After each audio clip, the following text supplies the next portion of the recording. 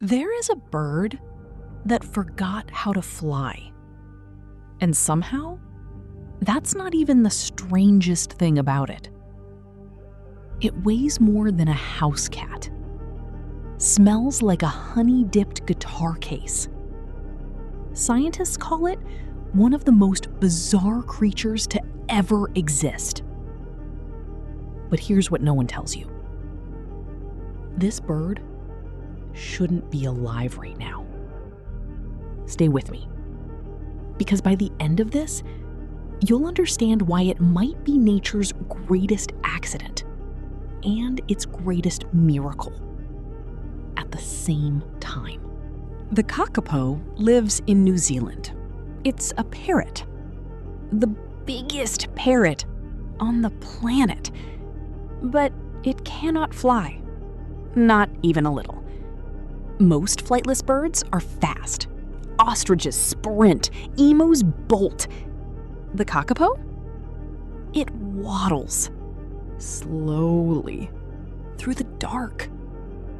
Because for millions of years, there were no land predators in New Zealand. No foxes, no cats, no snakes. It had no reason to be afraid of anything. And that confidence, it nearly destroyed everything.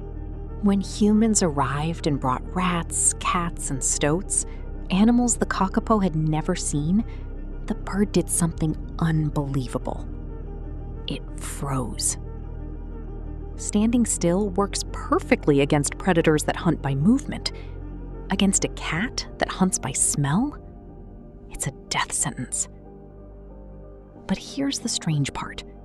The kakapo only breeds every 2 to 4 years, and only when one specific tree, the rimu, has an unusually large harvest. This animal tied its entire survival to a single tree's good season. For millions of years, no problem. Time didn't matter. But with under 250 left on Earth, every missed season is catastrophic.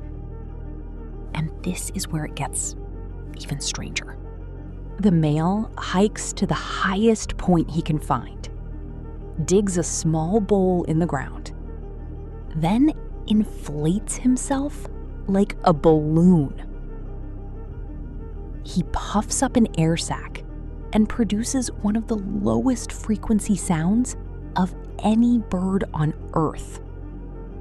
A boom that travels over a kilometer through the forest. Every night, 8 hours, 3 to 4 months straight. The female walks toward it, chooses a mate, and walks back alone. The male plays zero role in raising the chicks. None. But that's not even the most surprising part. Because all this selectivity created more males than females. Fewer breeding pairs. Slower recovery. Scientists called it a biological time bomb. So they did something almost unprecedented. Every single kakapo on Earth has a name. Every nest has a sensor. Every bird has a transponder. When a female enters her nesting period, rangers get an alert on their phones. If a chick loses weight, a ranger hikes out at night, hand feeds it, and returns it to the nest before dawn. There is a full-time team whose entire job is to keep this species breathing. But here's what might be the craziest thing. One kakapo, named Sirocco, became so comfortable with humans that he attempted to mate with a zoologist's head. during a BBC documentary. On camera. With Stephen Fry standing right there. That clip reached millions. And instead of embarrassing the species, it made the world fall in love with it. Sirocco became New Zealand's official spokesbird for conservation. He did more for the Kakapo than any scientific paper ever could. Here's the thing that stays with you. The Kakapo evolved in a world with no enemies. It became exactly what its environment asked.